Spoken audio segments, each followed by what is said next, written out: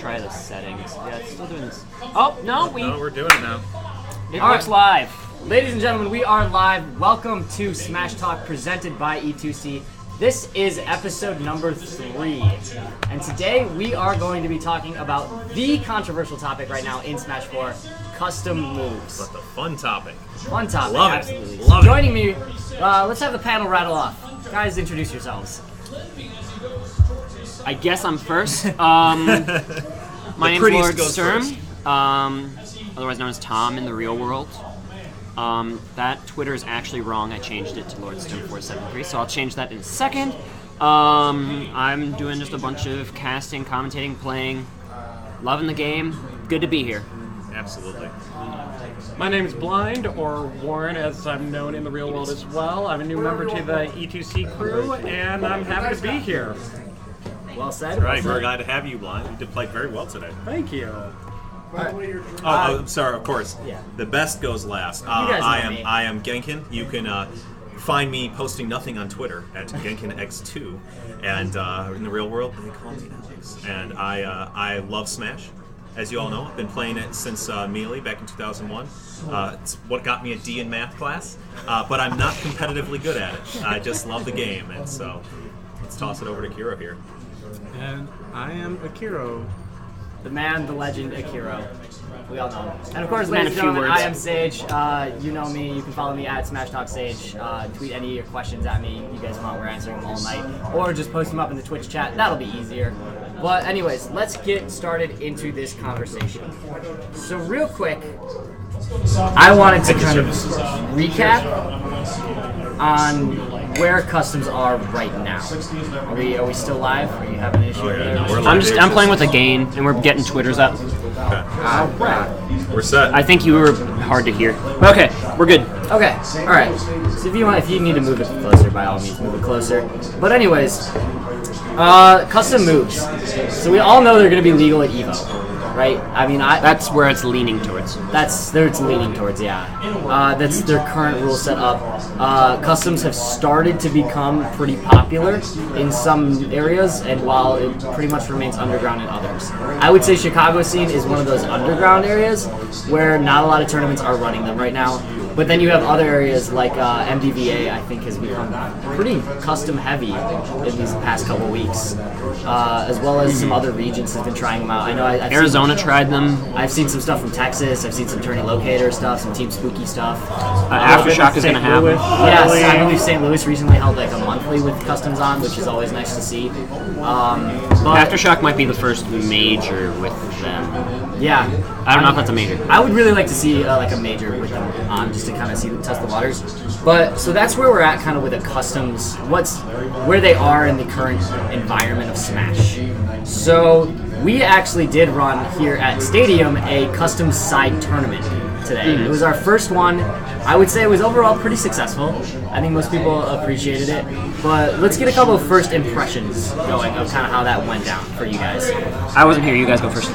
So today was actually my first experience with customs ever. I had unlocked a few of them on both my 3DS and my Wii U, but never really had the chance to play around with them or use them with anybody that was remotely any good. So today was really just jumping in head first, and I had a really fun time. I play Rosalina as a main character, and she benefits hugely from two major customs, Lumba Warp and Shooting Star Bit. And it was really fun. It just shook up the metagame. I fought a Charizard in bracket, a Villager, a Link, all of them doing... Played a lot better on the custom modes, I'll tell Yeah. you. Handyman played all of them Charizard. doing things that I would never see in bracket and doing really neat, interesting stuff and just shaking up the metagame. So I personally had a blast. But I don't know exactly what it does to the metagame as a whole. This is just my first glance, really.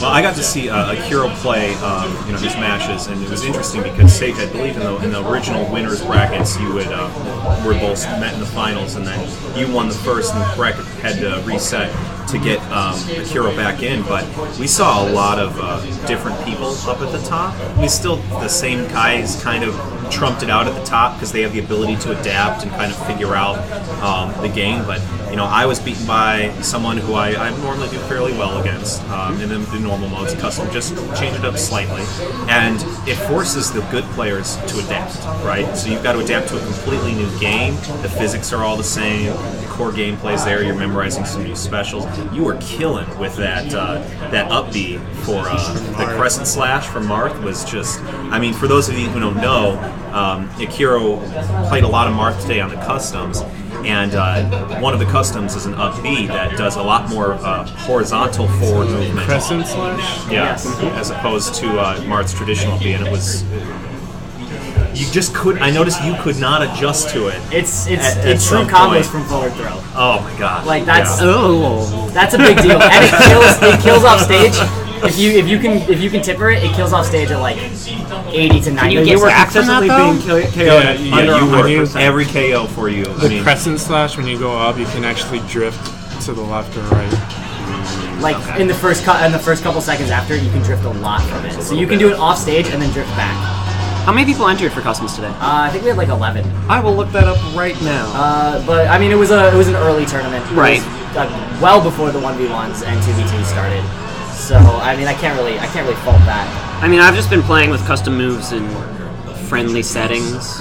I'm probably going to be playing Devil's Advocate here tonight. I just imagine, but that's for later. Correct. I've seen some things that make the game really interesting and make different characters much more viable. I've seen some things that are just kind of abusive. So it's really something we have to test, something we have to spend some time with, and I'm cool with that. But there is some potential for just shenanigans. I would agree with that. I mean, I'm going to try and remain as neutral as possible in this conversation. I mean, a lot of people know me as a very pro customs player. I'm the one that set up the side tournament here.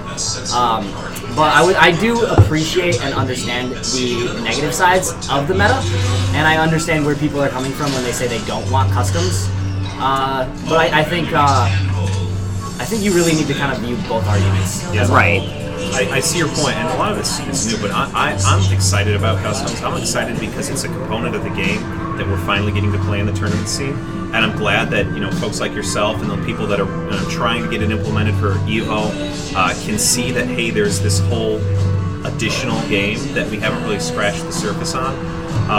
But one of the things I was kind of wondering is how do you think? I mean, you would eventually have to look at this. I mean, will custom tournaments always have to be separate from traditional, or do you see an all custom happening? Actually, so that's interesting. Like Evo is running only customs. Okay,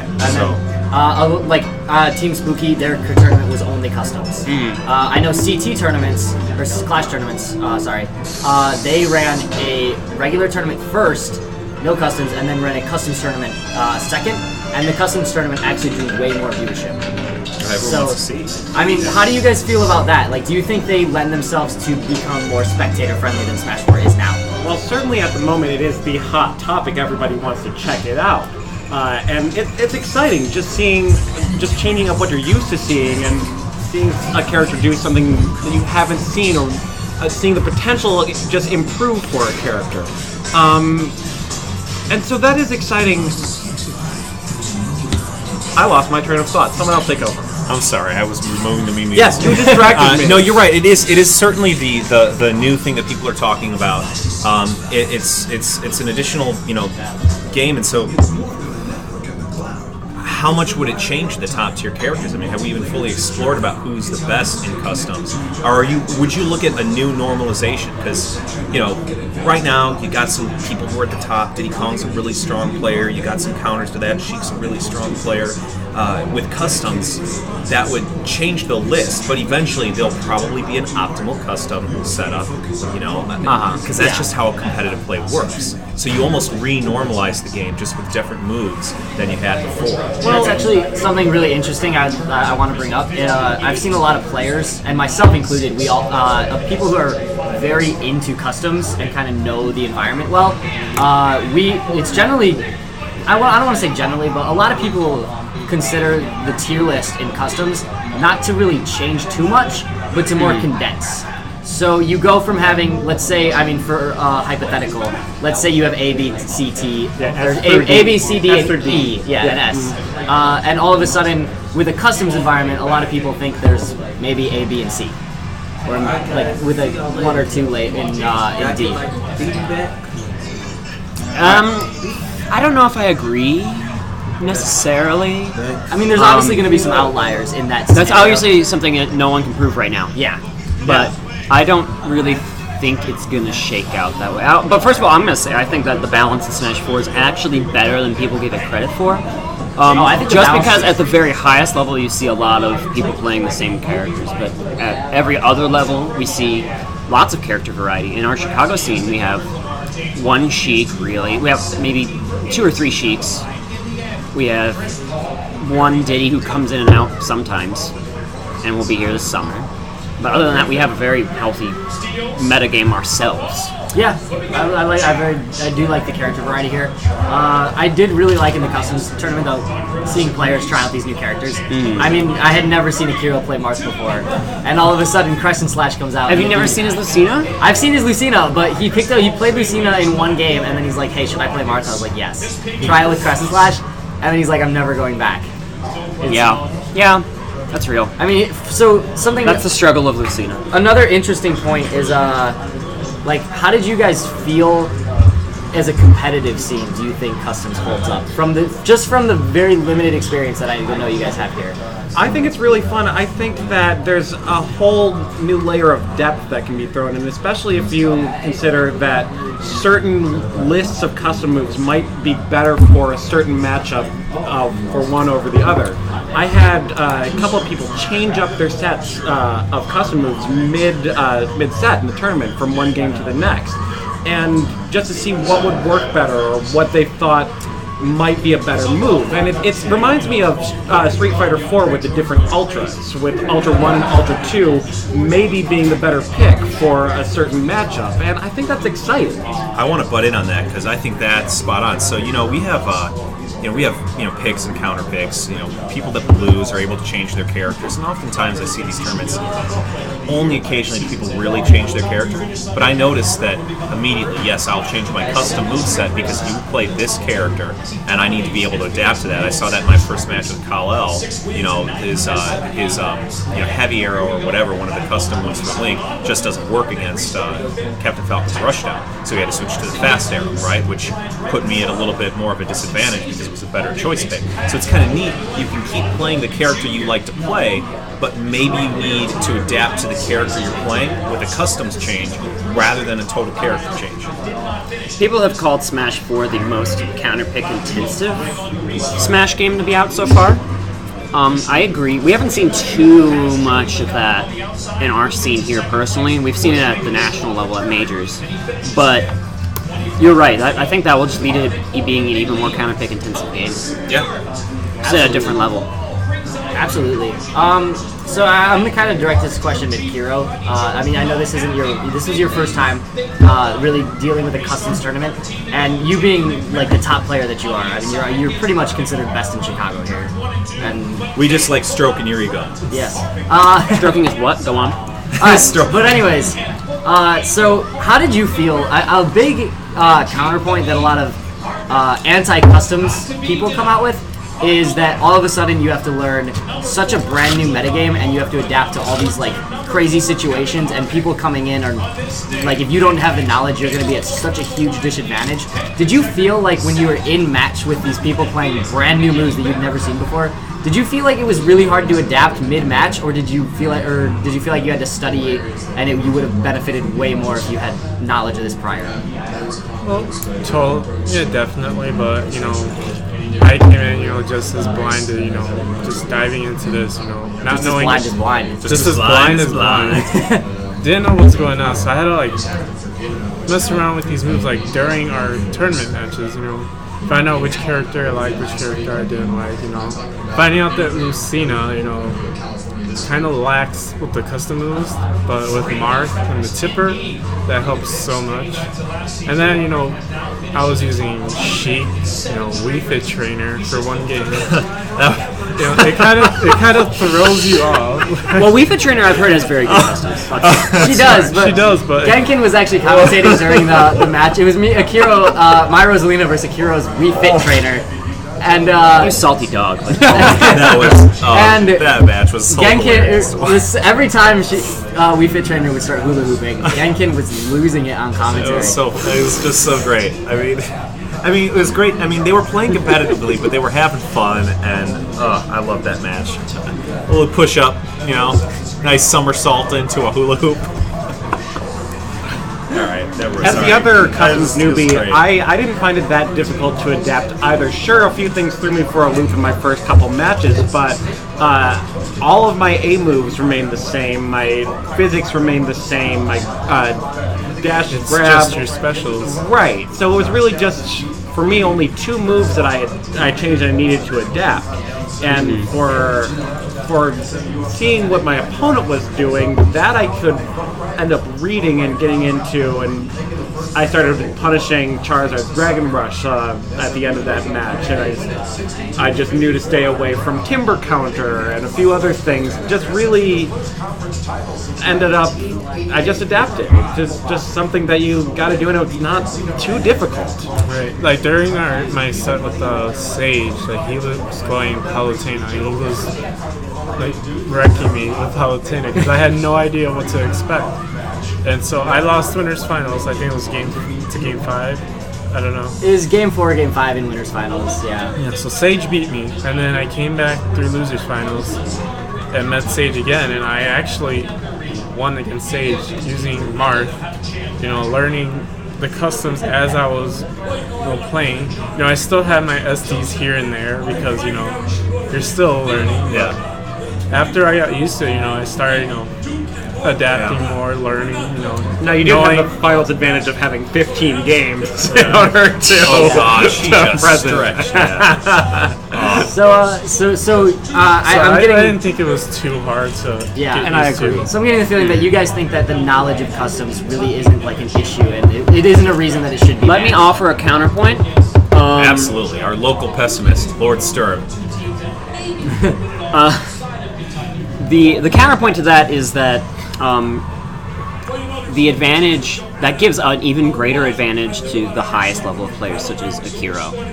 These people who are able to adapt at such a fast pace. That's true. Some people it might create an even bigger gap between these top level players and these lower level players, and that's obviously the sign of a good game is being able to differentiate skill levels. So that could be bad for the health of the game, as that makes the level of entry, or like the level of knowledge required for entry into the competitive scene even higher.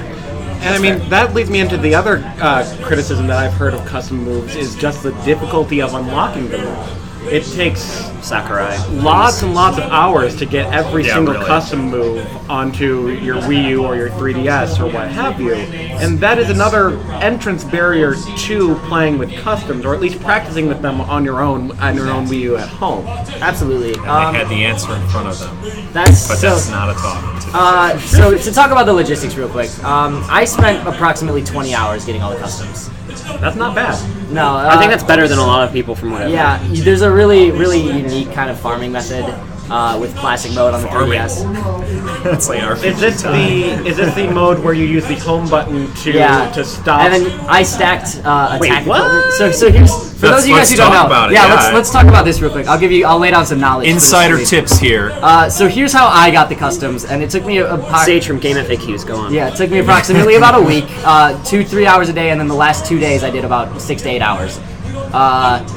So what I did was I would play on classic mode on, I believe 7.9 is the difficulty, because at 8 you have to fight Master Core. At 7.9 you can fight Master Hand, just. And I would take the character that I was trying to unlock the customs for, and I would go into classic mode, and I would equip them with as much attack plus up stuff as I could.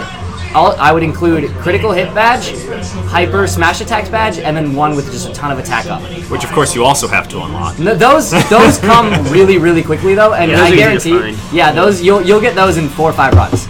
But it would take me anywhere from 3 to 5 runs to get all the characters' customs unlocked using the home menu trick. So what it is during the roulette, if you press the home menu, you can see what's coming next in the roulette. Oh god! And so if this you right if here. you click the home button and you hold A, as the home button's going away, it'll automatically choose the next one coming. It essentially advances the 3DS frame by frame so that you can choose exactly when to stop the roulette Yeah, on whatever you just keep want. hitting home until the wrench is popping up, the wrench with the most customs, and then you just hold A when you press the home button for the final time. Does that work for It'll the choose Wii U it. version? It does, I think, but the problem with unlocking on the Wii U is custom sets can only be transferred from one system. So you could transfer it to a Wii U, but then those Wii U, or you could transfer from a Wii U to a 3DS, but now those sets can't be transferred from that 3DS. They're locked to one transfer. So 3DS is the more viable option. But then should someone not own a 3DS and want to practice on their Wii U at home, Also possible. then it's still a possibility, and it's still the same farming method. There are a couple customs for those of you guys who are farming that you can only unlock through challenges. I believe there's about 10, maybe a little under. So check Smashboards has posts all about that. But actually, something that's funny is with the critical hit badge and the hyper smash attack badge and the attack up plus. I was getting about 80 to 100 attack per character, and with critical hits and smash attacks, you could one-shot Master Hand. Whoa! It takes about 5 minutes for a full classic run. Always take the red route as well. The red route gives you more custom moves. Yep. Red route. So, so that's... Overall, 20 hours to unlock. Yeah, it's a grind. It's not that fun. But you do get to play around with characters. That's interesting. Characters that are hilariously busted with power. Yeah. Who still, doesn't want to play Ganondorf that does 400% on a forward smash? It's still an opportunity, though, for people to learn their characters and what each character can do. And then obviously the alternative is a lot of scenes have guys like me who will come out with their 3DS. I bring it every tournament, and I will put up the customs on anyone's setup that I want. I offer it every tournament. I know there's a couple guys on Smashboards who have put up about it. There's a couple dudes who even will, if you mail them your an SD card or a save for a Wii U or a 3DS, they will send you back all the customs and upload them onto yours. So Ideally, it will get easier because the 3DS now has the share functionality. Yes, you can share custom characters. Replays and custom characters online. The Wii U should... This is all hearsay and just speculation on what would make sense, which means Sakura is not going to do it.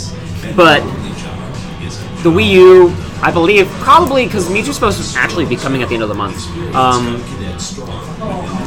You'd think that'd be a good time to add in that sharing patch, which would make this a lot easier. And that would also include map sharing and a bunch of other stuff like that. Yeah, that'll be nice when that comes around. Hopefully that becomes a viable way to kind of end the logistics issue, because obviously the logistics to me are the big reason, and they are a huge reason why customs are a problem to run right now for some people. It is fixable if you have one person or a couple people with a 3DS who's willing to put in the time, who's willing to spend 10. It takes 10 to 12 minutes to upload a full set of characters. Let me ask a quick question, and I'm sure I can immediately predict the answer. But let's take a hypothetical. Let's say it was universally available upon all systems, and you didn't have to do the item hunt. But what about custom stat modifications? Do you think that hypothetically, is that a competitive, viable option?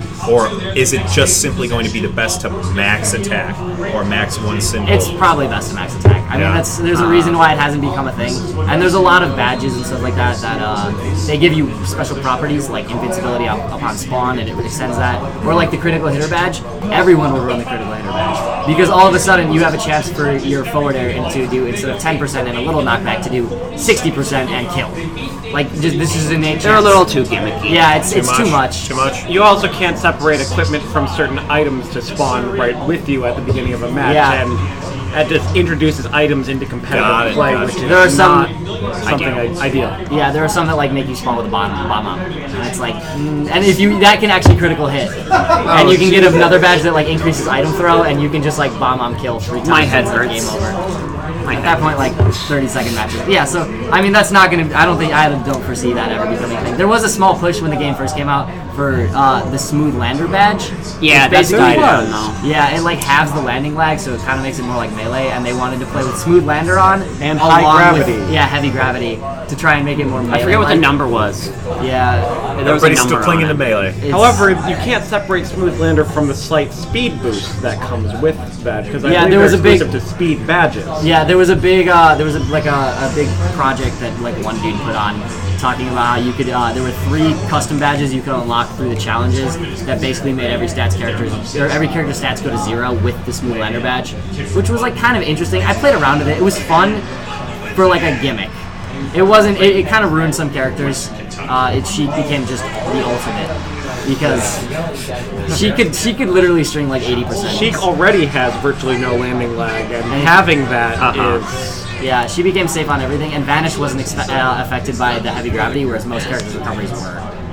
Oh wow! So if you like had a teleport recovery or something like that, you could teleport anyways, whereas everybody else had to deal with it. So that's obviously, I mean, that hasn't caught on, and I don't foresee it ever becoming a thing. But how do you guys feel about? There's an interesting thing I read before, in that it's somewhere around 950 moves total, not including customs, that you would have to memorize to play at the highest level. I mean, each character has about 17 moves, and you multiply that by what, 51 or whatever. And 52 with Mewtwo. 52 with Mewtwo. And so you multiply that, and it becomes 950-ish. And then viable customs, I read somewhere that they add about 150 to 200 moves total that you would have to know about. Because let's be real, like I don't know if you guys have seen it, but Link's giant bombs. That's a big one that I see like no use for. When are you going to see that anything out of Yoshi's Egg Roll? Yeah, Yoshi's Egg Rolls. Do you need to know about them? Do you need to know that Light Egg bounces you really far? Probably not. I think you could see it once and go, okay, it's garbage. Yeah. So, do you guys feel that the addition of 150 to 200 moves is that much knowledge? Or do you think it's a pretty reasonable amount? I think it's completely reasonable. I play Smash competitively, and I also play Pokemon competitively. And every time a new meta game comes out, you add in approximately that many more moves, or at least that many more moves in combination with new Pokemon, or previous Pokemon gaining those moves. It's just part of the game. And I don't think it's that unreasonable an expectation, especially with Smash, considering that most of your reaction is ingrained into your muscle memory, your cerebellum. It's not always a mental reaction. Not to be confused as it with is. the cerebelloso. That's a Pokemon. That's a Pokemon. That's a Pokemon. Sorry. But it gets into your muscles and whether you can adapt or not so much your mental game. So I feel like your tech skill, as it were, is almost more important than adding just 150 or so new moves that you can adapt to mid-game.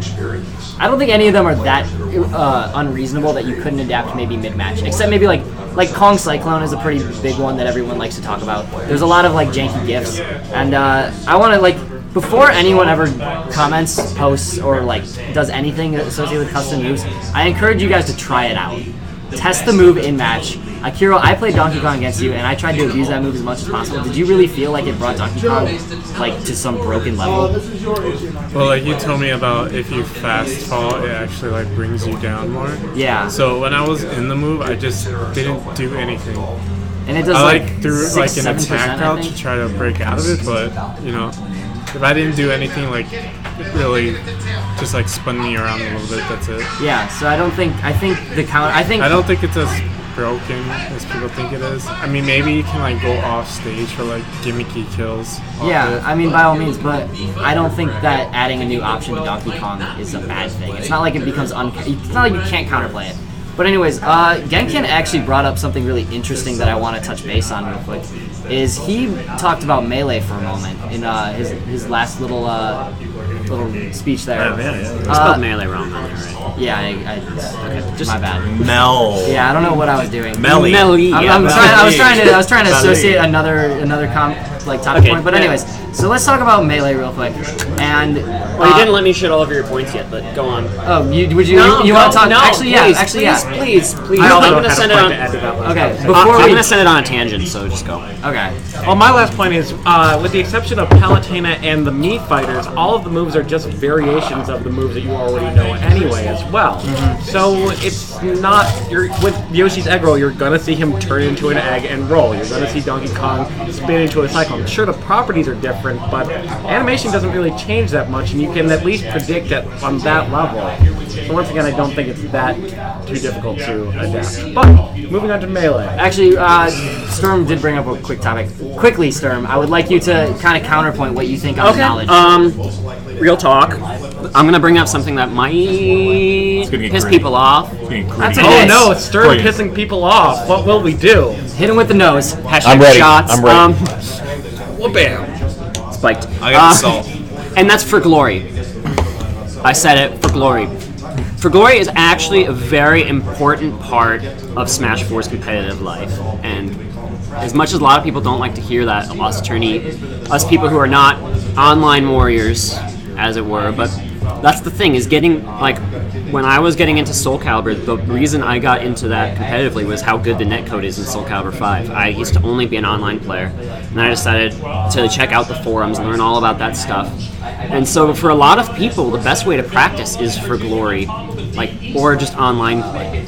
And for glory, obviously, it's not a perfect example of competitive play. We all know that. It's only Final Destination. We had Little Mac POP for a little while. Now we kind of see how that turned out. But this transition from people who are online warriors to for glory into a customs meta could be jarring, especially when you see characters like Palutena, which you mentioned, who has completely different movement options. A character I'm going to bring up, Bowser, who has completely different movement options. Even Mega Man gets really interesting options out of it. It can just be too much of a wall for these people to get over, and then they might end up just wanting to play the game the way they learned online.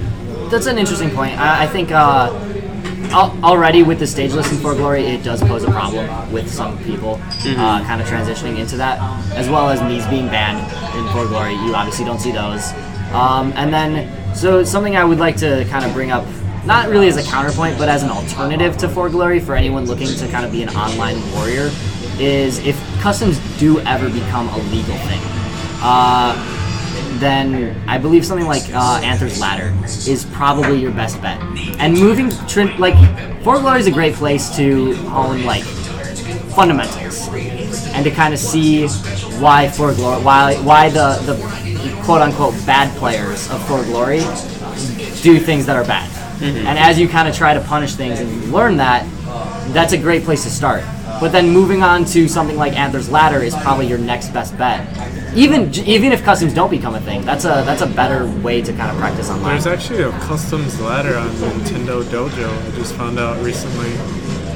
You go on Nintendo Dojo, they have the regular, singles ladder, doubles ladder. And then I went on yesterday, I think, and I saw they had a customs ladder actually.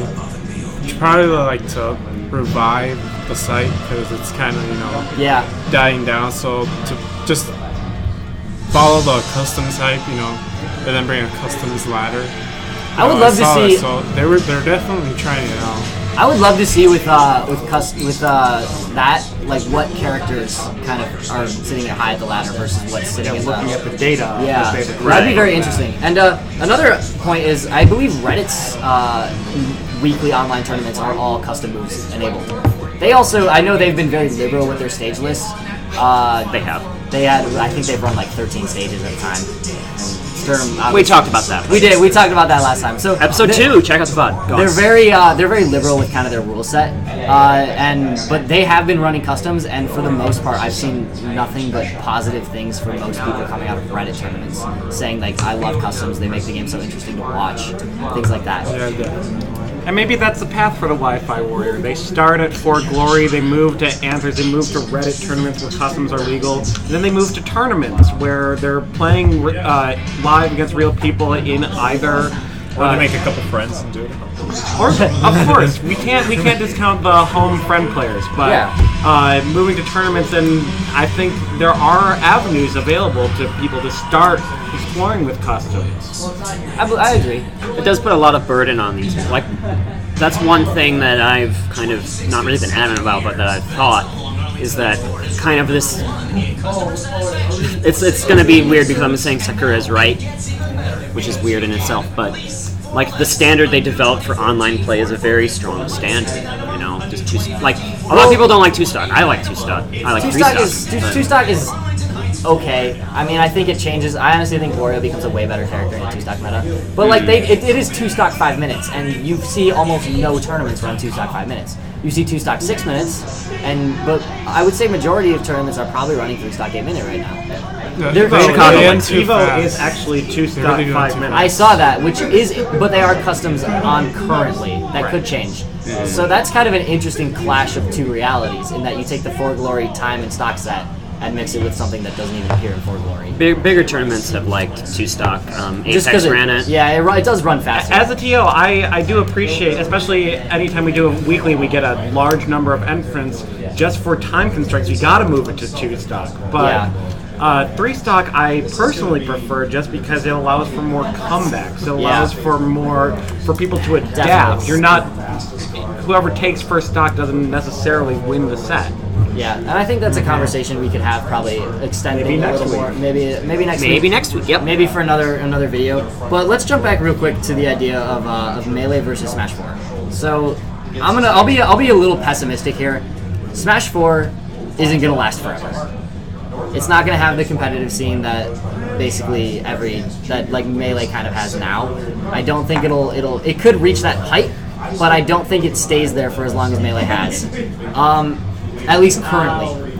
And because a lot of Smash 4 really doesn't have anything over Melee tech-wise.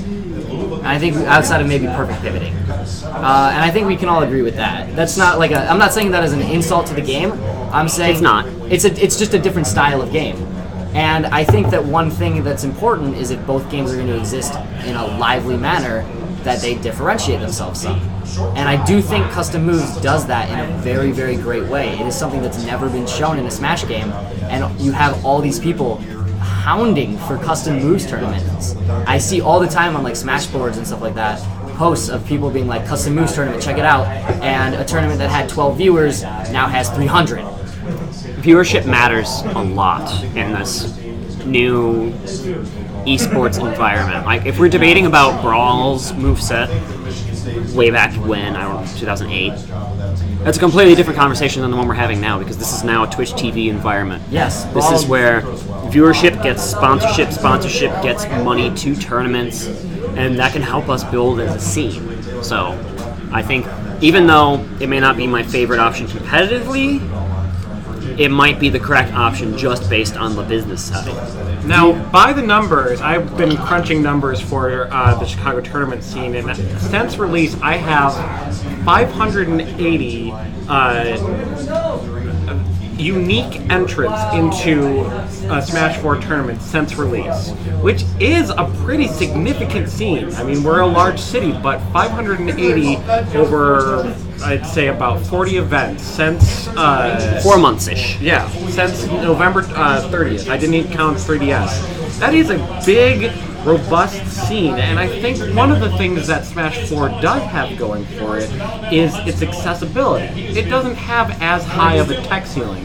It has For Glory mode, which introduces people to the competitive scene, and my one criticism of Custom Moves so far is that it kind of works counteractively against that accessibility. I can agree with that. In that the unlocking process just makes it that much more difficult. However, you might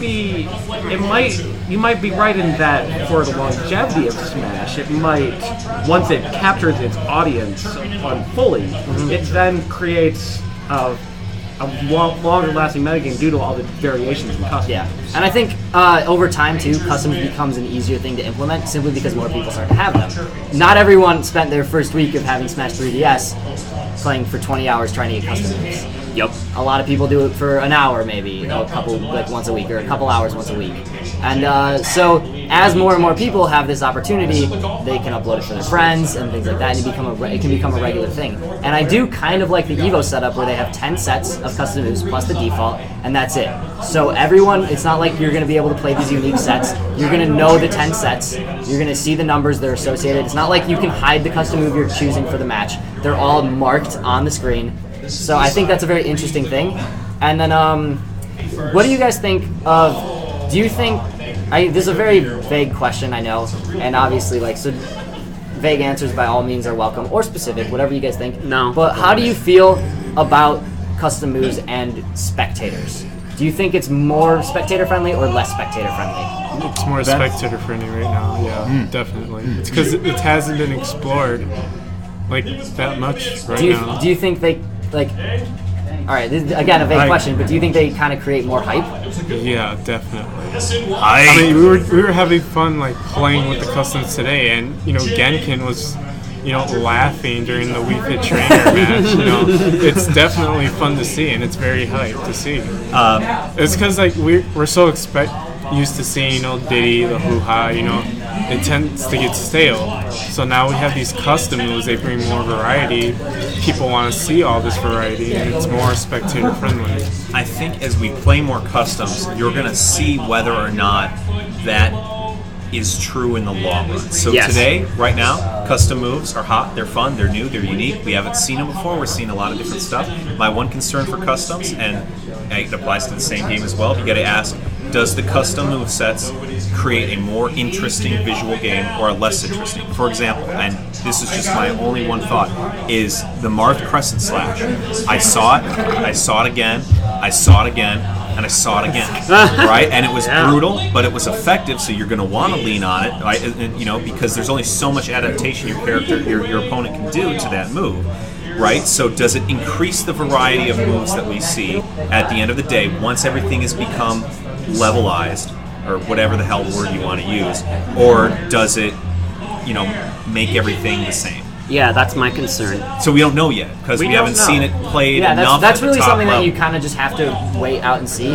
But at the same time, I mean, you can argue that for the metagame now as well. You could look at Diddy Kong and go, oh, Diddy Kong can use monkey flip, he can use banana, he can use up air and forward air, and he could probably win a game and grab. Let me talk about my fears for Evo. And probably the main reason why I don't want customs at Evo is because I'm afraid, and this actually kind of just happened recently in Counter-Strike Global Offensive. It's not the same, but there's a story, there was this team Fnatic, they went to this tournament, and then they played on this map, but they knew about this, not a map hack, but it's an abusive spot where you, jump onto your teammate, and then you jump on, to a ledge you're not supposed to be able to reach, and you get, an entire view of the enemy team with a sniper rifle. And they literally, after they got that spot on the counter-terrorist side, they didn't lose a single map that set. And they kept that tech hidden until that tournament, so they could use it in that tournament semifinal to body whatever team they were playing. And they ended up getting disqualified. But that's completely different. Because that kind of stuff's banned in Counter-Strike. Yeah, map abuse. So the biggest thing that, there is something, real quick, I'll bring this up, that you would have to ban with custom moves. And that is, I don't know if you guys have seen it, but the Pikmin power amplification. Yeah. I mean, but to talk about that real quick, just to address. Okay, so we'll explain what it is real quick. So what it is Olimar has a move called Order Tackle. And Order Tackle pulls, when you recall your Pikmin, they actually have a hitbox when they're coming back, but they act as a projectile, which is important for this. So you can throw your Pikmin, and it requires Sturdy Pikmin as well, a custom for his neutral B, that makes his Pikmin live longer. So when they get hit, they don't immediately die. So you need these two specials, or these two custom moves, as well as a reflector that amplifies damage from a projectile. There's only Fox's reflector. Okay. So what it is Olimar will throw a Pikmin onto Fox. Fox will turn on his reflector, and then Olimar recalls the Pikmin. And what that does is, while the Pikmin's a projectile, it amplifies the Pikmin's power for all times. So it becomes a static buff. It becomes a static buff. So there's actually videos of Olimar hitting 300% on a forward air, and the opponent basically teleporting into the blast zone because they just amped it a couple times. Wow. But again, a very, very specific set that Olimar has to run.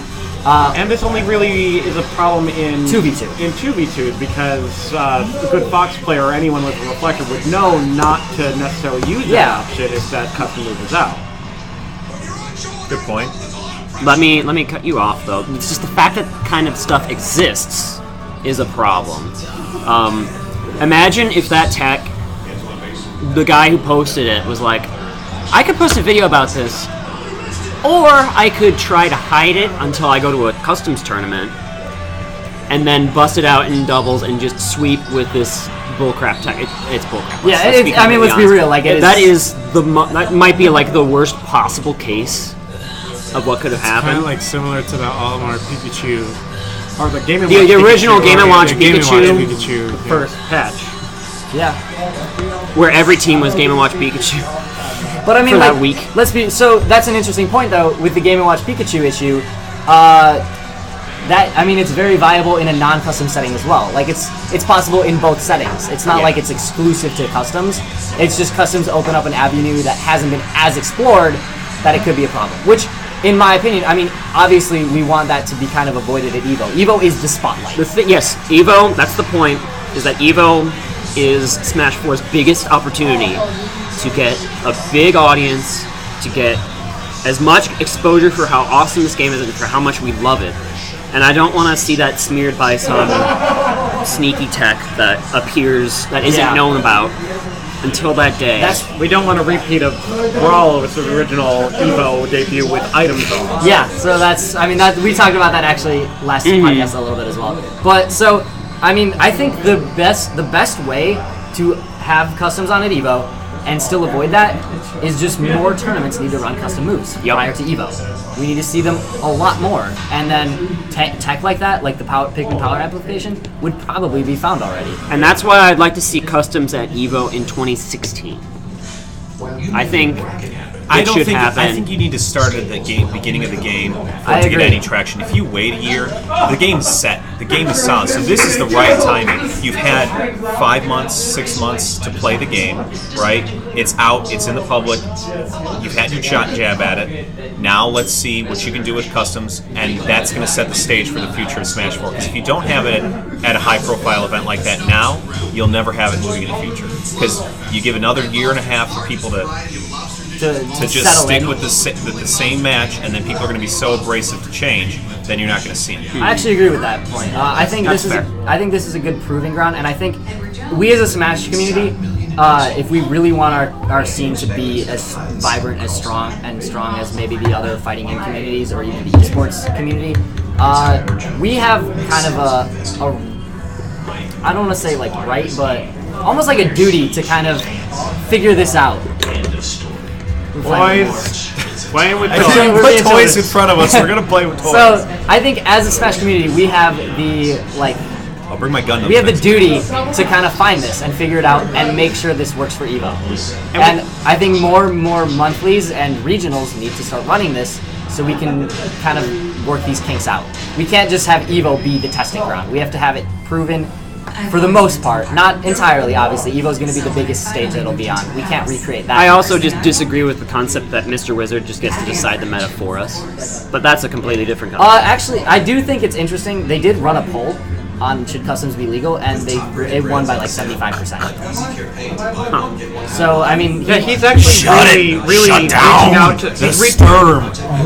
He's really reaching out to the committee. I've seen his tweets asking about customs and how difficult it is to unlock them on setups and what the process of that is. I see him reaching out and really trying to find out what the community wants. Now, I don't know why he's decided on his 5-minute limit without... I think he's worried just about time. Sure. He's running 9 games. Sure. Is that right? I think he's even banned wireless controllers so that they don't bog down the bracket. And I do like so something that's interesting. They are running 10 sets. So the standard custom kind of idea until EVO was that there were 6 sets that you could choose. 2 sets with tests that were considered test sets with like all the second custom moves and all the third custom moves on the B slots.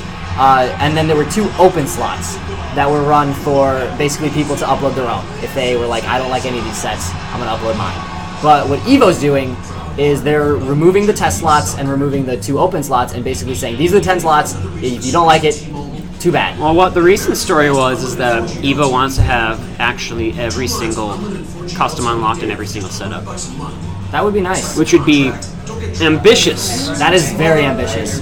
But it takes, I mean, it is 5 months, though, or 4 months now, I guess. I also don't believe that EVO relies on user donated setups. I believe they procure their own. Yeah. I might be wrong with that. Is Nintendo in sponsorship with EVO right now? Not that I have heard. They might, I mean, it's very possible that if they are, They are, I believe. I mean, Apex was. Yeah. So if Nintendo can provide unlocked setups, that would be amazing. That would, and then it takes, from a Wii U, it takes about 30 seconds to set up a custom setup you're on, which is way, I mean, that's about as long as controls.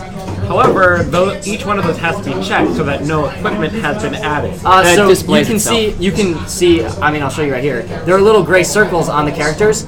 If there's no equipment, the circle will be gray. If there's equipment, it'll like show like the attack icon. But I believe it is possible to get a certain configuration. Maybe all your stats are negative even, so that it still displays a gray circle. That was a glitch that they now patched out. Oh, wonderful! Look I at think me being educated. Maybe if you have 000. You learn stuff when you sit here at Smash Talk Sundays here at We were Stadium very Sports. The more you informative. know. All right, so let's move on. So one thing I asked all my panel today to kind of do was I wanted everyone to pick 3 custom moves, one from a different character each. So we're gonna go through and we're gonna talk about our personal favorites and why. We're start with number 3, then number 2. These aren't number my 1. favorites necessarily. Well, but. not favorites to use, but ones that we like, ones that we think change the metagame, ones that we think are just kind of cool, ones that maybe don't get enough spotlight and we think should be looked into. So we're gonna start with number 3 here, and Twitch chat guys viewing, by all means, I would love for you guys to chime in as well. Any moves that you guys want us to talk about, any characters, any ideas, by all means, throw them in the Twitch chat. Our own Lord Sturm is kind of keeping track of it, as well as Akiro. And so we're going to talk about that kind of towards the end and as we go, both. Sure. So let's start with our number 3 picks. And Lord Sturm, I'll start with you. Well, I went with the subtle one that affects my main. Yoshi's, I think, only good custom move is his lick. What it does is it turns his standard B, it turns his, I don't remember what you usually call it, swallow or whatever. Egg lay or something like Egg lay, yeah. It turns it into just a regular attack instead of a command grab. Yeah, that's exactly what it is in Street Fighter talk. It deals 10%, which is decent, and it does actually very substantial knockback. So and Yoshi also has a little hop forward when he does it, which is very important for B reversal, and it actually makes his movement game even stronger with his aerial momentum game, where he can just space out people with his just normal drifting, and you can use B reverse to move out of the way, bait attacks. It's very powerful in just the movement options, and that's not even when you hit someone. But I really want to see some how it affects his off-stage game, because Yoshi has some options off stage, as you may know. the Sturm Special. For those of you guys who are uninformed, the Sturm Special, that's what we call the Yoshi. And I've gotten to pull off some licks off stage, and I think off stage at like 70 is probably guaranteed death. Pretty much. It's very powerful. Is it where the leg A and it just shoots you off? No, lick is actually, it's just a straight hitbox. There is a Yoshi custom, the other one. All of his neutral Bs are pretty His neutral Bs are like his only good ones. His name was Dynamite. Like, he pulled that off. I mean, I nearly died. Yeah, Yoshi will actually shoot the egg behind him. It doesn't kill unless you're from the stage. It will kill. No, you have to be off stage. Yeah, you have to be off stage for him to connect with it to kill. But it is an interesting option to set up edge guard opportunity. Yeah. So Lick is a really cool aerial spacing tool and a really cool poke off stage.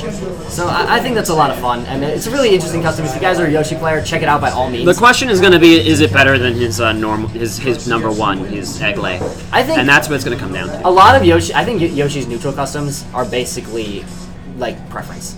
Yeah, for the preference or matchup dependent. Yeah, you would totally pull out the far egg lay for Little Mac in a heartbeat. Yeah, I think I'd run that 100% of the time. My back to the ledge like is with basically Sheik's piercing needles, like I used it against Rosalina and Luma because I know it would like go through Luma and hit Rosalina too. Whereas I fight like someone like Bowser, I can just use regular needles. And it works so much better. Yeah. So we're talking about the different custom sets for different scenarios. So let's go down. Yeah, that's Yoshi's. So let's get Blind. Your number 3. My number 3 was Charizard's Dragon Rush, which, if you don't know, it changes his normal side B, which is Flare Blitz. Flare Blitz, which is a very strong KO move that shoots Charizard across the stage, but it is the most punishable move that I know on Shield. If it hits a shield, it bounces off. It does damage to Charizard. It's just a very... It does damage on startup, and it also does damage on explosion. Right, and it does damage even if that explosion is on a shield. So it could be a negative net to Charizard and leave you open for a punish. So while a good move to catch people off guard with, if you use it too much, it really can cost you the match.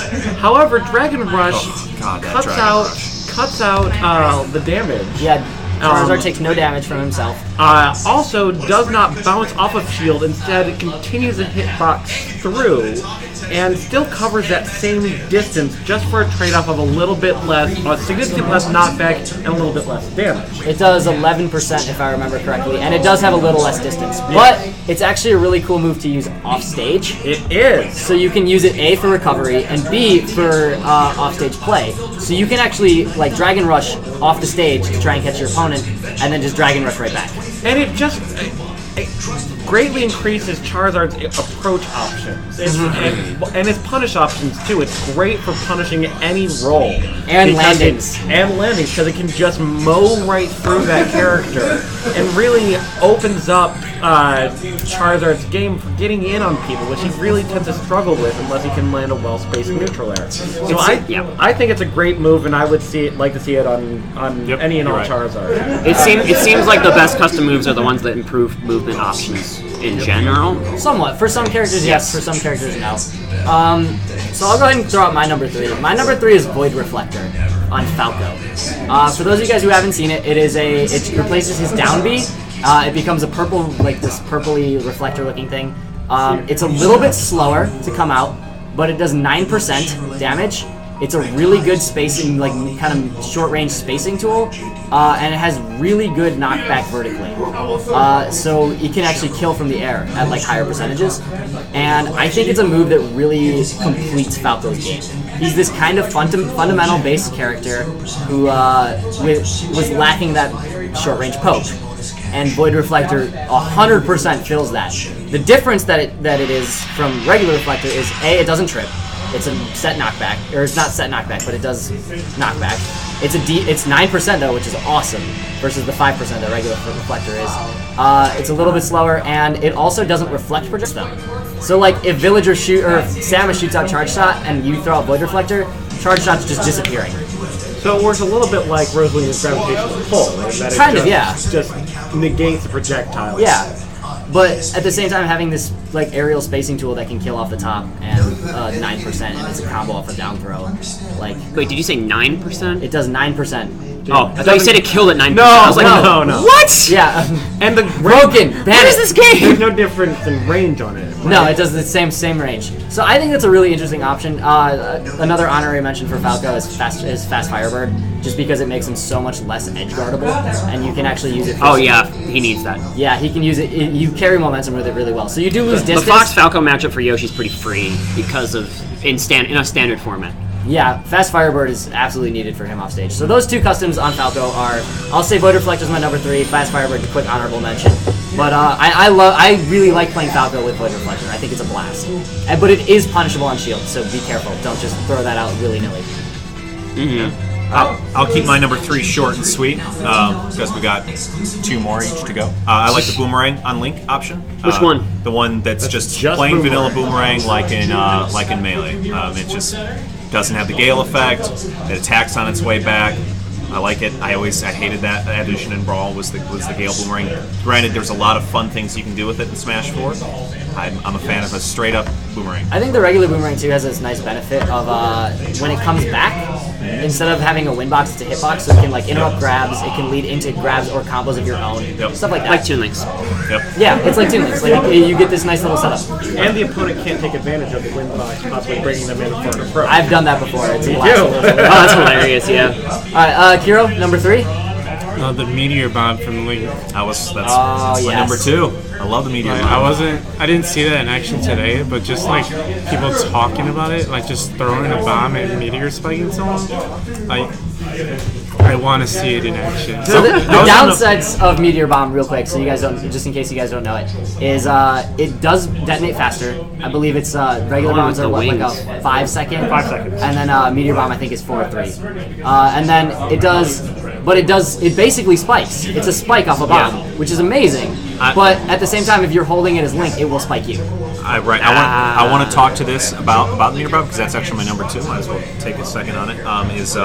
I played it against Kal-El in his first match setup. Of course, he had the wrong custom for me, and I ended up winning that match. But the meteor bomb, as Falcon, completely changed how I can approach Link off stage. Because if you're good at timing your bomb throws, right, you can create a situation where you're going off stage to do a spike, or you're going off stage just to ruffle their feathers. He gets that bomb up on you, and it was effective. And it definitely changed how I approached Link on it. The coolest thing I've ever seen used with Meteor Bomb, this kind of be like a last point here, is if you guys haven't seen it, Link has what was nicknamed bomb trumping.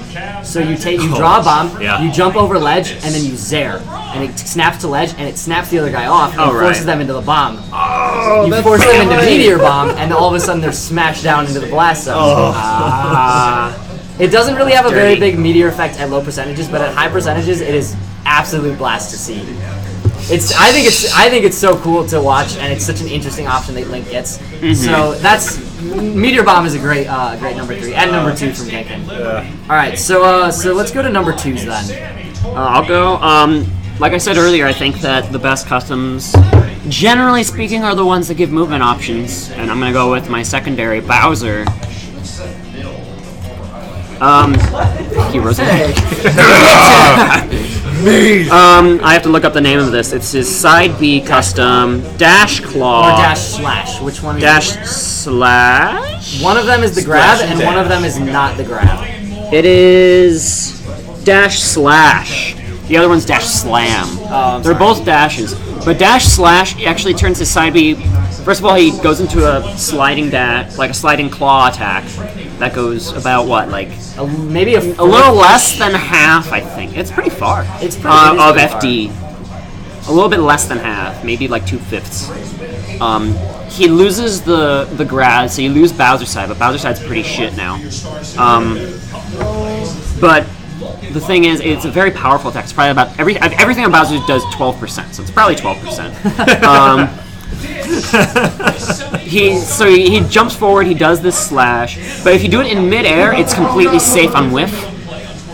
So you can basically just go right into shield. You can go into what you were showing me was crawling backwards, and I was actually able to pull off like back throw into dash slash, and then you can use it as another just powerful off-stage mix-up because you can wait for him to approach you and use your fair, or you can use the dash slash to chase proactively, and a lot of people don't see it coming, and it'll kill at like 60. Yeah, it's a very strong option. And what Sturm was mentioning was it was nicknamed claw dashing, I think, or like wave slashing. It's one of the two. Wave slashing. Those are all lame, but go on. Yeah, they're all terrible names. That's what I didn't nickname it. Don't blame me.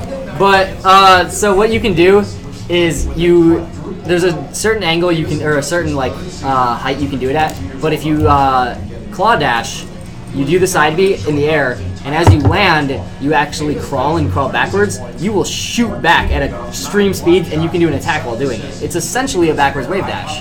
And so Bowser can do like a retreating like forward tilt. It's very precise, but it is a really interesting option. And he can also act immediately, or almost immediately after landing, like from a dash slash.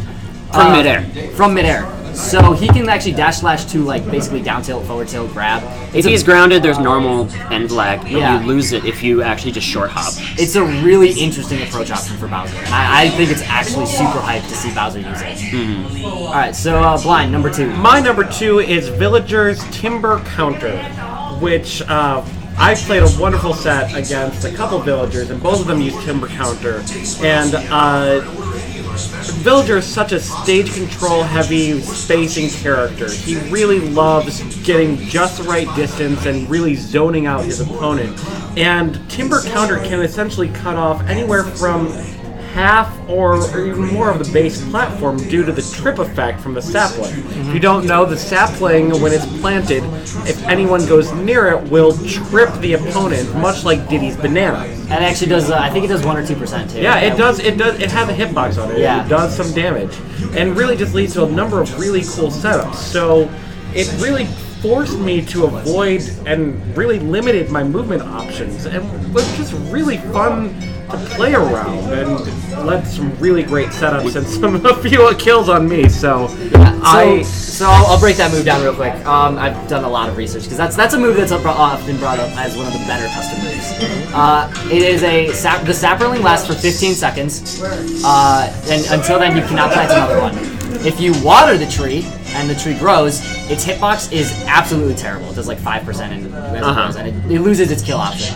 And the tree will actually hit back if you hit it. If you whack it, it'll like do damage and shake. It's like people nickname it the Wobbuffet tree. The Wobbuffet tree. But if the tree has 15 health, it More won't like shake Sudowoodo, if you do on that 15% of damage or higher. It won't shake and damage you. And the tree also loses its knockback as well, and the axe becomes a lot weaker. It's no longer like a kill weapon for him. So yes, you gain this amazing stage control option. At the same time, you're giving up a lot of your kill power with the axe. I mean, the axe is a really, really good option for Villager to kill with. But you can like confirm back throw or bowling ball off trips. So it's a very interesting kind of back and forth. Tilt, a lot of different options. But also, if you get Villager away from that trap, like sapperling, like if he plants it on the ledge near the left, and you manage to get him to the right side of the stage, he can't plant it for 15 seconds. Like it's not like he can just keep setting it like Diddy can with a banana. Now he has to deal with not having that in his arsenal for that amount of time. And the watering can doesn't seem to have much change. No, the watering can's still the watering can. I mean, it's still just as bad as it always was.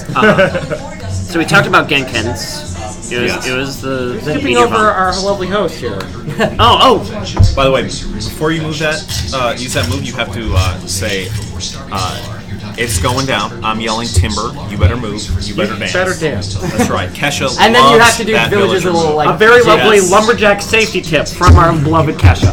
All right, so I'm gonna go ahead and go with This table's all sorts So of I'm gonna ways. go ahead and go with Kirby, a Kirby special. I really like You're I really dirty. like jumping in. You're a dirty man. Moving on. Apparently, a lot of hatred for this move. Tell us He a killed me little about 3 it. times with it last week. Jumping 3 in what times. is Kirby will actually leap forward as he inhales, and it becomes a disgustingly good edgeguard move. Because you can just leap forward, suck them in, and shoot them out. Jump again, and leap forward and try and suck them in again if they don't immediately waste their jump. Does this have any recovery potential as well? Because You can use it, gives yeah. Kirby even more I jump, saw- which he doesn't need. I saw Kirby jumping inhale off stage, shoot his opponent out, jumping inhale again, shoot his opponent again, and then jumping inhale back while the opponent failed to recover. Oh my gosh. It was hilarious. It's a wonderful move. It also makes inhale a lot more viable with the loss of grab armor. Grab armor from Brawl and PM and Melee is no longer a thing. So inhale loses its super armor on it, basically. So you can basically hit Kirby as you're coming in. Jumping inhale it's such a surprise when it's coming that you can set up just the funniest kills because you're already off stage when you suck them up too. Or a lot of the times. So using it on normally inhale on stage, you have to walk off and they have time to mash out, and it's generally hard to kill that way. Jumping inhale, not so much. So Kirby gets a really cool gimp option combined with his uppercutter, which it's the one that just shoots him up and it doesn't come down. That gives him increased height. He can go so deep with that, Right. And he becomes an edgeguard machine. So that's my number 2. Kirby's jumping inhale, one of my favorite moves in the game. Absolutely hilarious to pull off and rage-inducing to some people. Lord Sturm over there. I killed him 3 times. I don't know in what you're one match. talking about. Moving on. Alright. You know what? You don't get a number 2. Akiro. Gravity grenade. Oh, for Chic. I was- love that it brings you in like kind of like a Scorpion-esque type move. Like, get over here. And it's combos to the sweet spot of Smash. At certain percentages, yeah. At kill Like percentage? Sheik is Yes. already an Ew. amazing character, and just to have an extra kill option that's nearly guaranteed is amazing. Yeah, you can't spam it out like I was today. It is slightly I was being dieable. so greedy, but you know, just to throw it out, catch people off guard, just to bring him to you, you know, Yeah. I love it. It's a very unique tool. It's still the grenade. It's still not like oh my god, this changes all of Sheik's matchups. She's so broken. It's still the grenade. It's still very easy to avoid. But if you can use it for a quick surprise, like you could burst grenade, and all of a sudden like you're in sweet spot up smash. And the other interesting tactic you can do with it is if you do it off stage and you do it low, it can stage spike because it will pull them in, which is hilarious. Now, is the gravity a full hitbox or is it a win box? It's a hitbox. Okay. It will actually hit you, so it is a true combo into up smash. That's dirty. That's dirty. That I is like dirty. it though. It was honestly when Akiro landed it, it's some of the hypest kill that you can see she do. It's fun to watch. I watched. She has Yeah. hype It's kills. fun to watch. She has In hype kills general. for the most part. All right. Number one. Number one. To continue my trend as being the guy who's rainy He's the wet day blanket. He's the wet blanket. on custom moves. Fuck your parade. You know what? All right. Take your Yoshi and go home. This isn't my Yoshi. Take his Yoshi and go home. With your Timberlands. Yeah, my Timberland. To rain on the custom moves parade, and this is, I think, might be going back to a character who might be the reason that custom moves might be less well accepted at Evo, because he's just kind of abusive with it, is our good friend Captain Olimar. And we're talking about, the name of it is Tackle Pikmin Throw. What it does is it basically makes all of the Pikmin act like purple Pikmin, where they have knockback and they have a certain amount of damage. A good point just to bring up real quick is that the damage is really low. It's like Yeah, the damage is 2%. 1 or 2% each. Yeah. But it actually lets Almar continue his combos out of D-throw, almost akin to Luigi. And he can get some serious damage, and they require some resets, but he can get up to like 50-60% off of it. And then don't forget the wall it creates. It creates just such like an abusive wall because there's so little startup or end lag on the side B for that. It can be really hard for some characters to engage, and it makes, first of all, we in the Chicago scene, we know that Almar isn't as bad a character as a lot of people have made him out to be. We do have Green Beast. Yeah, we have a fantastic Almar player. We have Shoutouts to Green Beast. yeah, by the shoutouts way. to Green Beast. Third place.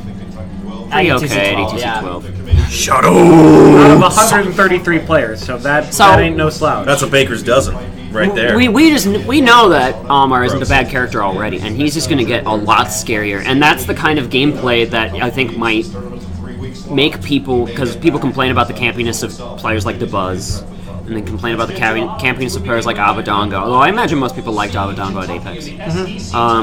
That's the kind of playstyle that might make custom moves be less hype or less viewer friendly in people's eyes. I can agree with that absolutely. Something real quick because you mentioned DeBuzz. I watched a stream of it was DeBuzz versus DK Will on a Team Spooky stream. DeBuzz is playing Rosalina and DK Will was obviously repping DK. And a lot of people after the stream ended were basically like, "Yo, I hated watching DeBuzz at Apex. It was the worst thing ever." But watching Rosalina use like some of these wonky like teleporting combos was a blast. Which is actually just what I'm about to talk about with my number one. Number one move. My number one is Rosalina's Luma Warp. Good attack. Fun. As a Great to Rosalina. watch. Yes, We are Rosalina bros right here. We consistently run into each other in bracket for fourth place. Rosalina dittos. He always beats me. But Stage is okay again. in fact, you took me. No, you didn't take me out in at customs, but you took me out once again in 1v1s today. But Rosalina's Luma Warp, if you don't know, it replaces her Luma Shot and sets Luma out at a set distance away from Rosalina and does a really small amount of damage and virtually no knockback. About 1%. Think like fast pill knockback, where they don't even move, but it is technically knockback. However, it comes out nigh instantaneously. Meaning it can lead into some really surprise setups. In fact, I even got some lucky kills on Akiro in customs using that move, just throwing it out there and comboing it into an instant smash or an instant jab. It actually can true combo at, like, if you space it perfectly, you can true combo it into like up smash or down air. And it really just adds a really fun layer of combos. It almost improves Rosalina's speed and what she can do and what she can hit it with. And just really improves the pace and the fun for me of the game. Yeah, is that an auto-include custom for Rosa, you think? Or is that a preference custom? I would say it's auto-include in about 90 to 95% of the matchups. Luma Shot has its utility in that it is a hitbox that you can throw out, and it's generally pretty surprising. It's fast if you just tap it, and it is a kill option for her. But I think for 90 to 95% of matchups, you want that. I would say maybe against Little Mac, I would maybe keep Luma Shot. I would keep Luma Shot for Little Mac as well, and that the knockback is important for him. I would maybe keep it against maybe Fox, someone who really likes to be in. Fox has a reflector though, and that could be used against. Yeah, that is a good point. So Luma Warp wins there. But Akiro, so you fought against both my Rosalina and Blind's Rosalina here. How did you feel about Luma Warp? He didn't like it, from what I saw. He didn't like it at all. But all right, so did you feel? It takes you off guard so easily. Yeah. You just push a button and Luma's there. Like, you don't expect it. You gotta expect it. Respect it. Now, did you end up learning the distance that Rosalina was at that it would come out? Not until the winners' grand finals. The grand finals, because yeah. So the biggest counterplay to it is just don't be at that distance. I think there was a moment where I knew he was gonna throw the Luma Shot, so I threw my gravity grenade and killed him with the up smash. Yeah, it is punishable. I mean, another downside is Luma Shot at its minimum charge sets Luma just in front of Rosalina. So if you go after Luma, it's punishable. Like Rosalina can come in and hit you. If you misspace your Luma Shot, Rosalina does not have the speed to really punish most options to get rid of Luma. So like Yoshi could forward smash and Rosalina just has to deal with that if she misspaces it. Mm-hmm. So if you kind of learn that spacing, it's a move that really requires knowledge. I'm talking about misspacing the Luma Warp. Yeah, the Luma Warp. So the Luma Warp is a move. I don't think it's abusive.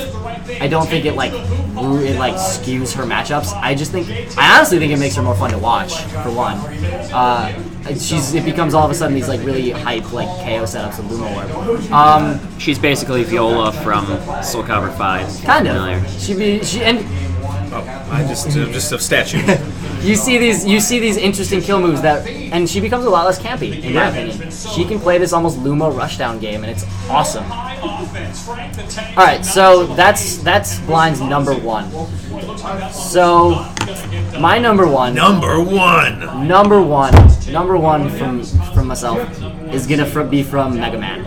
Ooh, love it. I thought you were going to bring that up when you mentioned him earlier. Yeah, I was saving it because I love this move. I think it's so cool.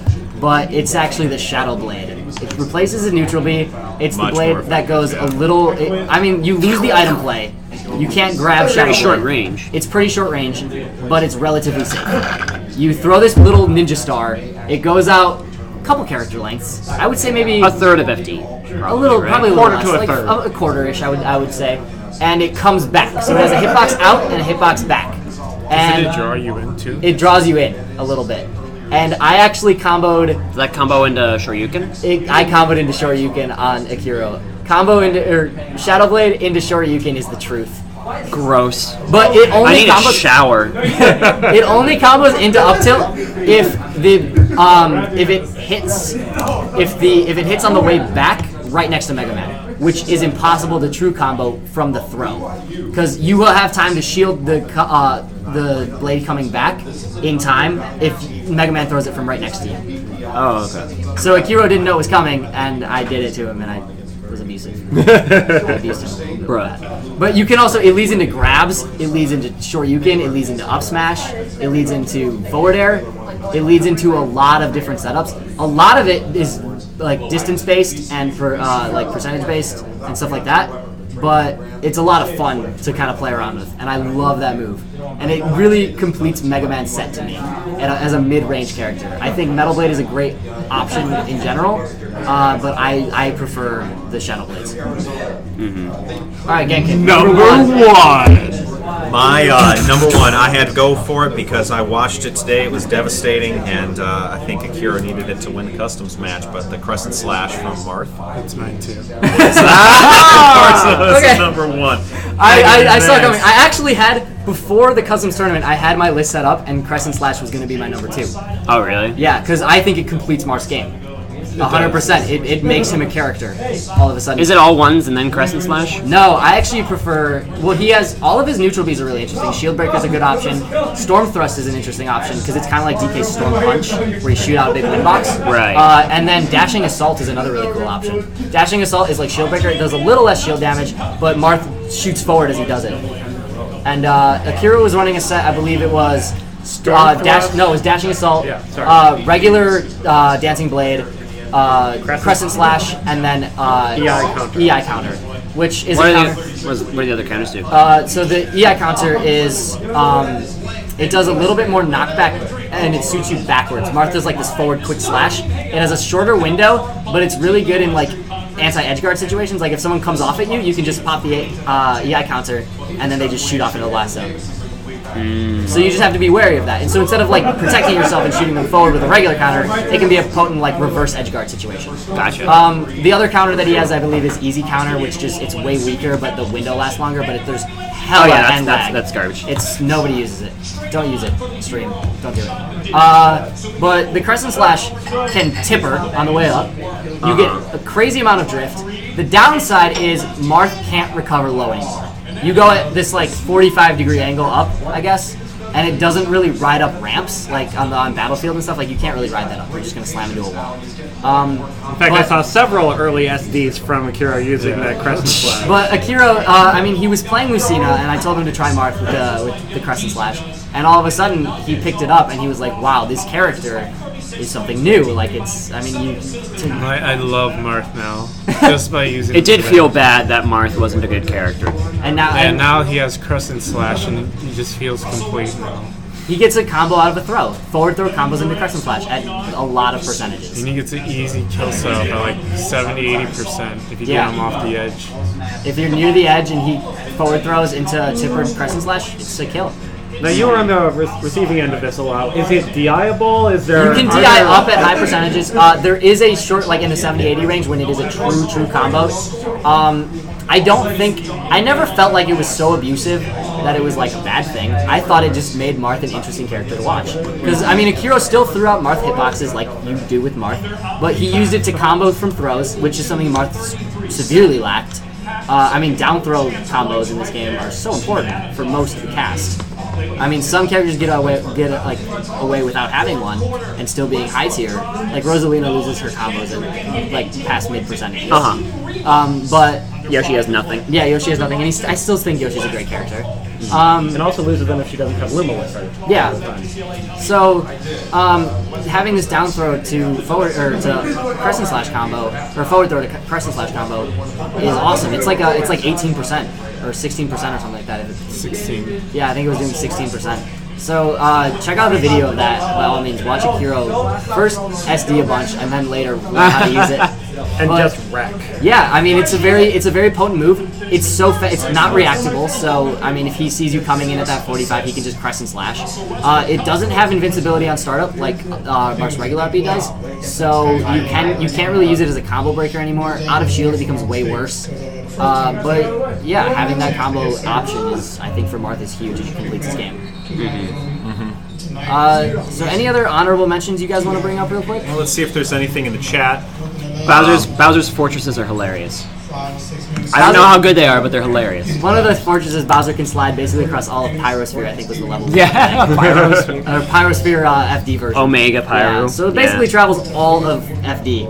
Honorable mention also goes to Rosalina's Shooting Star bit, which gives her a really nice projectile. It's not really spammable, but it does give her a good option to pressure people that are trying to out-camp her, forcing opponents to approach. So basically, yeah, it's a force approach tool. It's not a camping tool. It has a lot of end lag. I was trying to camp with it, and it was not working. A lot of people will see it and go, "Oh, camp this man! It's so good. It's a long-range projectile. It's Falcon laser." It's not. It's not. Nobody said the Mario Fireball.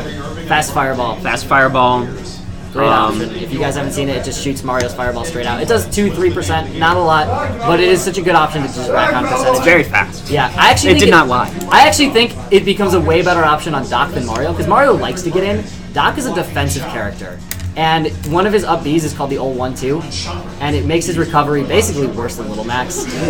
Yeah, but then it's just like But it kills kills at it 60 or like something, yeah, right? it kills it like 60 if you sweet spot it. So it's such a dirty out of shield option. So that combined with like Breezy Sheet and Fast Pills makes Doc a really formidable character as a defensive like powerhouse. And then but we talked about it earlier in the stream, but we didn't talk about it in the top threes. Is any of Donkey Kong's stuff? Obviously, he becomes super viable. We've seen DK Will take customs tournaments Yeah. with Donkey Kong's Windbox shenanigans. He gets Storm Punch, which is so cool, like for a kill. He gets Jumping Headbutt, actually, is one that I don't see mentioned often. But he leaps into the air and then comes down with a headbutt, which can be used for movement shenanigans. And you can also use it in the air. He'll just come straight down. You can use it to snap to ledge really fast for high up. Basically like a Bowser Bomb. Any other quick ones you guys want to bring up? I'll bring up Game & Watch's Heavy Trampoline. It's a trampoline that loses its parachute, I believe. Doesn't Pac-Man have silly trampolines too? Yeah, he has Meteor Trampoline, where on the third hit it meteors instead. It's very... or grounds as well. So, Heavy Trampoline is awesome for... Go away. Get out of here, Hoenn. We don't have enough time, Owen. Hoenn stands by that Quick Feet is the best custom move in the game. I have yet to see it really in action. But anyways, Heavy Trampoline's awesome. I think Relentless Missile for Samus really completes her game. If you guys haven't seen it, it's a missile that... She has good missiles, yeah. Yeah, it's a missile that's really slow and can pressure, so if you use the homing missile, it'll just like drift at your opponent. It's really annoying. You can have 2 or 3 out of The it. hitbox lasts like forever. Has anyone seen her? That one I don't like as much because she loses a kill option and it's really slow. But slow charge shot actually makes her uncharged neutral be way more viable because you put out this slow moving projectile. Again, she becomes this wall of missiles and gunshots, and it's awesome. Again, it might be potentially the kind of thing that might drop viewers, but that's just she me actually, being. they're That's easy just me to jump, being. yeah. They're Negative easy to jump Nelly. around, and I don't think you've ever seen them really in play. We've never really seen a Samus player out here play well. We had one at E2C 11. Yeah, but I would love to see some customs with Samus. I think she gets more out of using them to cover her options for approach versus like really walling someone out because they're really easy to power shield. They're so slow. She's not out camping you. She's just forcing like interesting setups. My last honorable mention, not that it's that great, but for maximum style points, is jumping rest. I love watching videos where a Jigglypuff gets a jumping rest perfectly spaced. And I got killed by one yesterday. There's this rest where you go to sleep and then like when you wake up you explode. Yeah. What the hell is that? Wii Fit Trainer has one. It's called explosive breathing, and the description's hilarious. It's like a forbidden Zen technique. And she gets frame 1 armor on damn startup. game. She's got a dark side. And instead of getting a knockback Crazy bonus, lady. she actually just explodes when you hit B. And it's a crazy huge hitbox. It's not that. What great. is this game? Okay. All right. But again, I think that's fun to watch, not just. Oh no. All right, so let's. We hit didn't the mention chit-chat. Palutena at all either. Oh, yeah, We we talked about her earlier. I played her basically through the whole customs tournament, but Palutena, man. It's a completely different character. Again, movement options from custom That's moves basically are what she important. gets. So the set I run with Palutena, I switch off between 1-3-1-2 and 2-3-1-2. So I do like auto reticle for some matchups. I also like explosive blast. Explosive blast is a mid-range option. The last hit is not shieldable, and it does a decent amount of percentage, like 8 to 9%, I think, and it gives a nice little pop-up. But it's very punishable if you misplace it. Super speed is the move, though. That move is the truth and the godsend and the reason Palutena is awesome. She For me. herself is a god. She is. She's a goddess. Fun fact. But you can jump out of it, you can grab out of it, you can pivot grab out of it, you can dash attack out of it, you can up smash, jump cancel, up smash out of it. You can do any aerial out of it. It only does like 1 or 2%, like 1% if you hit with the actual move. But the amount of stuff you can set up out of it is disgusting. And her movement option is she can punish basically better than Sonic with that move. And then lightweight allows her down throw to true combo into up air at most percentages. Now that one is a double-edged sword. I saw one match with you versus Akiro where you almost died at 45% because you were using lightweight. She becomes 20% lighter as a character. She's already relatively light, so and the knockback answer is increased, so that can be an issue. And she does have a 5-second. So it's you get it for 10 seconds.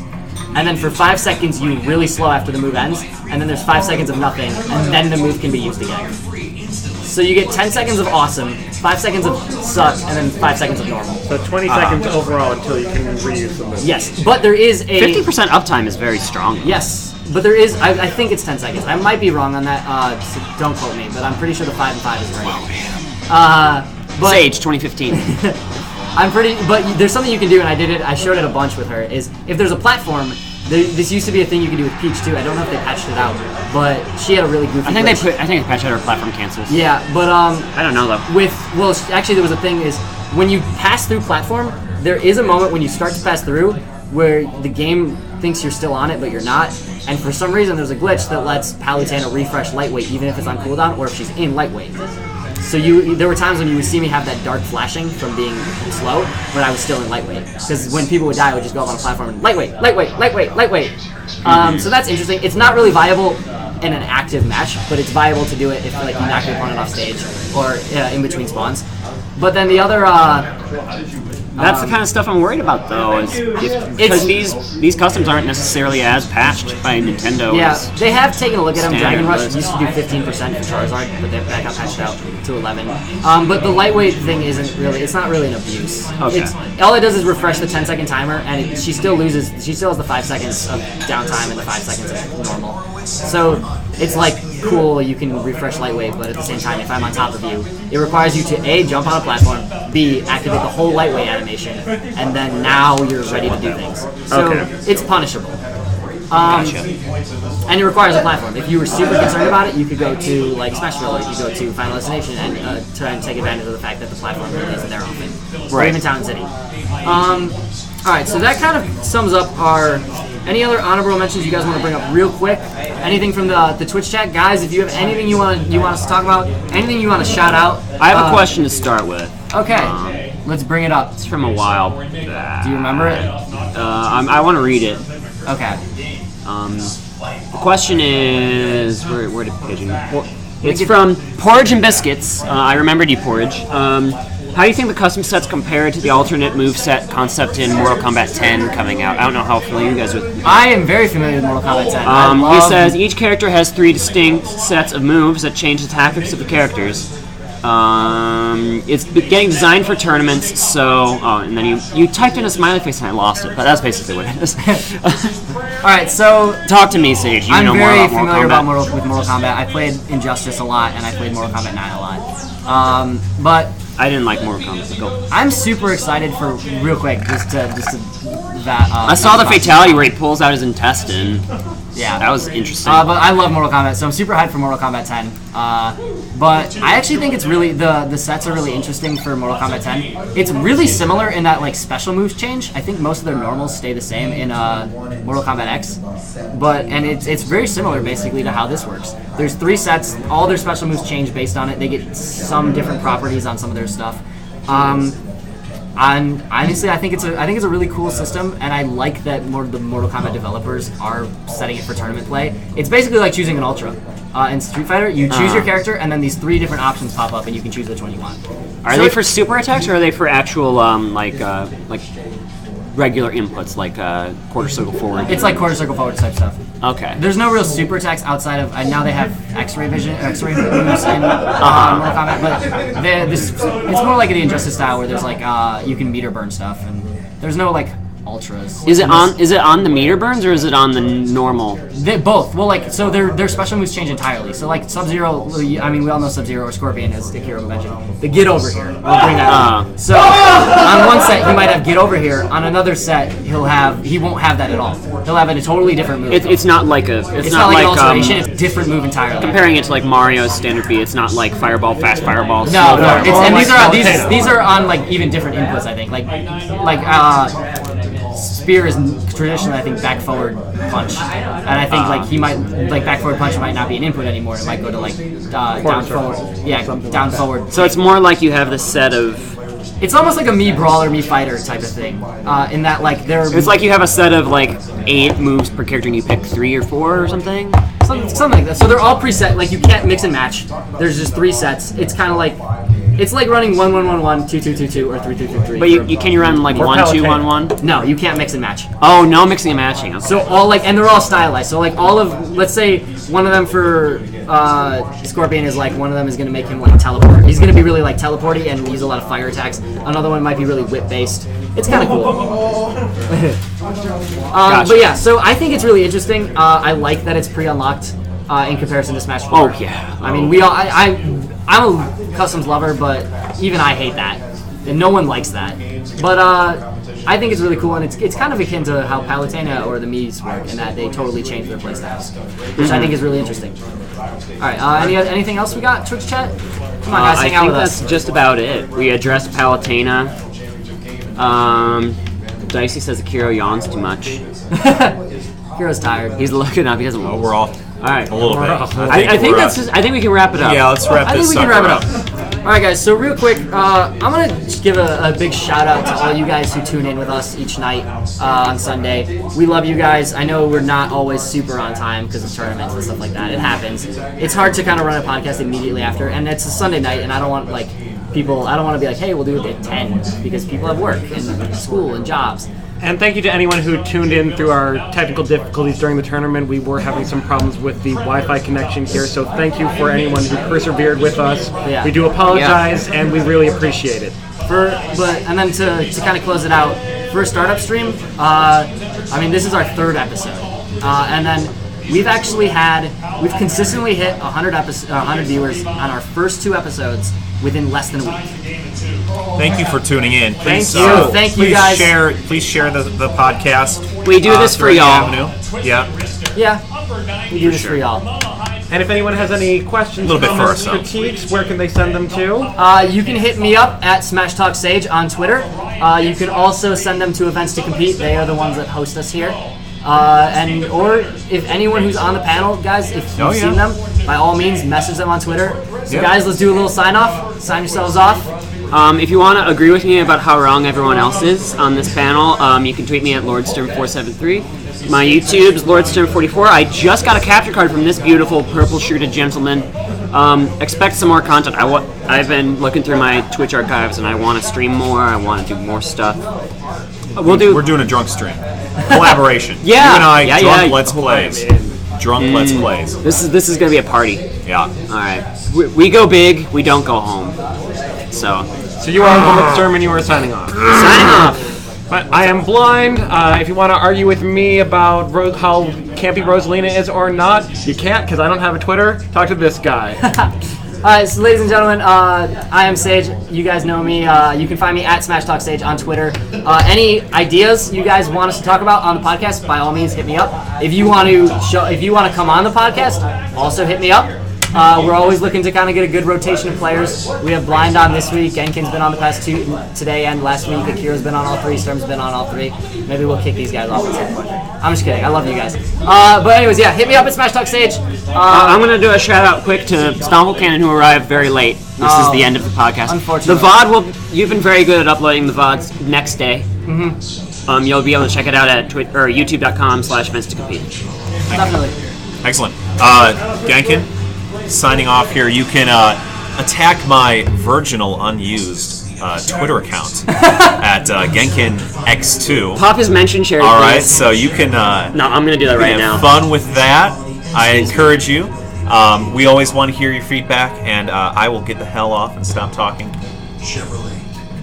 Alright, and I'm Akiro. You can follow me at Accuse Me Done. You won't see anything because I haven't posted anything since 2011. Wow. Yeah. Go ahead and follow me there just for the fun. Alright, so then the last little comment I have is, guys, we're looking to do a mailbag episode kind of coming up soon where we basically just take topics that the Twitch chat or people have messaged me or things like that. So if you guys want your questions answered, if you guys want your topic talked about, by all means send them to me on my Twitter at SmashTalkStage again. So hit me up, let me know what you guys want to do. And if you guys, we're always looking for ideas for new episodes. If you guys want us to talk about something, even if we might not do it on the mailbag episode, it might even become its own episode. and we'll give you guys your shout outs by all means. If you guys are in the Chicagoland area, or we're going to be traveling very soon, and I'd like to do some episodes kind of around the states. We might have an Iowa episode special. We might have an Iowa episode special next week, so keep your eyes open on Saturday. We might be doing something that night, or maybe Sunday morning or something like that. Yeah. Alright guys, so this is Smash Talk presented by E2C. Thank you all for tuning in. We appreciate you guys. We love you guys. Good night. Peace.